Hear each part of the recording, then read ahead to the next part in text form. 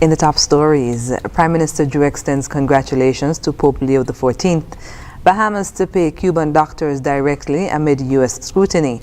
And Pope Leo XIV makes history as first U.S.-born pontiff. Hello and welcome to the ZIZ Midday newscast. Today is Friday, May 9th, 2025. I'm Carlo Barrage. We begin with news on the local scene.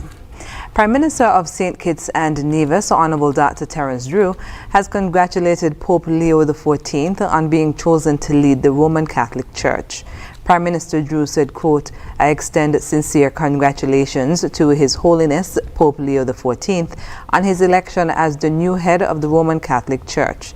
This moment holds deep meaning for millions around the world, including here in St. Kitts and Nevis, who look to the papacy for spiritual guidance, compassion, and moral leadership. Quote, I pray that Pope Leo XIV's journey will be one of peace, strength, and purpose. May his leadership inspire unity and remind us all of the power of faith, service, and love for humanity." End quote. On May 8, 2025, between 12 and 12:30 p.m., a traffic accident occurred along the Island Main Road in St. Peters near the roundabout. The collision involved two motor omnibuses traveling from Monkey Hill to Bastille. According to the police, the accident reportedly occurred when one of the vehicles attempted to overtake the other, resulting in a side impact that caused one bus to swerve, flip, and overturn. A total of 4 persons sustained minor injuries: 2 passengers from the overturned bus, the driver of the second bus, whose injuries are unknown, and 1 passenger from the second bus. Emergency services responded, and the injured persons were transported to the Joseph and France General Hospital for treatment. Akim Bartlett of Harris's Village and Kimron Lawrence of Webb's Ground, both on Nevis, have both been sentenced to His Majesty's prison for offences committed between January 1st, 2020 and March 4th, 2021. 6 charges were initially laid against both men, namely engaging in organized criminal activity, conspiracy to the importation of firearm, importation of components of a firearm, misconduct in public office, aiding misconduct in public office, and possession of firearm. On February 4th, 2025, Mr. Bartlett pleaded guilty to the charges of engaging in organized criminal activity and importation of components of a firearm. Mr. Lawrence pleaded guilty to the charges of engaging in organized criminal activity and possession of a firearm. Mr. Bartlett was sentenced to 7 years imprisonment for engaging in organized criminal activity and 5 years for importation of components of a firearm. Mr. Lawrence received a sentence of 14 years for engaging in organized criminal activity and 5 years for possession of a firearm. Both sentences are to run concurrently, with any time previously spent on remand to be credited as time served. The sentences were handed down on May 6, 2025, at the High Court in Bastille by His Lordship Justice Ian Morley, KC. And we're moving now to news on the regional scene. The Bahamas will start paying Cuban healthcare workers directly to address U.S. concerns over possible forced labor in Cuba's medical missions. Prime Minister Philip Davis announced the change after meeting with U.S. Secretary of State Marco Rubio, a critic of Cuba's labor practices.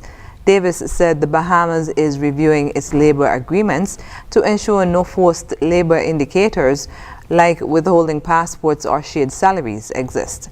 Reports revealed that Cuba's government retains up to 91.6% of the salaries the Bahamas pays for Cuban medical staff, who receive far less than their contracted amounts. The Bahamas is renegotiating agreements with Cuba and other countries and denies knowingly participating in forced labor. Davis urged the U.S. to share any evidence of violations. And internationally, Pope Leo XIV, history's first U.S.-born pope, said Friday that his election was both a cross and a blessing as he offered his first homily at the celebratory Mass in the same Sistine Chapel where cardinals elected him to lead the Catholic Church and follow in Pope Francis's social justice-minded footsteps. Leo 69, the Chicago-born missionary Robert Prevost, surprised the world Thursday when he emerged on the loggia of St. Peter's Basilica as the 267th pontiff, overcoming the traditional prohibition against a pope from the United States. The Vatican says Pope Leo XIV will be formally installed as pope at a mass on May 18th and will preside over his first general audience on May 21st. The Vatican has provided a schedule of Leo's upcoming agenda that includes meetings with cardinals, Vatican officials, the media, diplomatic corps, and the general public. The Vatican also said that Leo had asked all heads of Vatican offices who technically lost their jobs when Pope Francis died to return to work until further notice. It said he wanted to take time for reflection, prayer, and dialogue before taking any further decisions on the officials.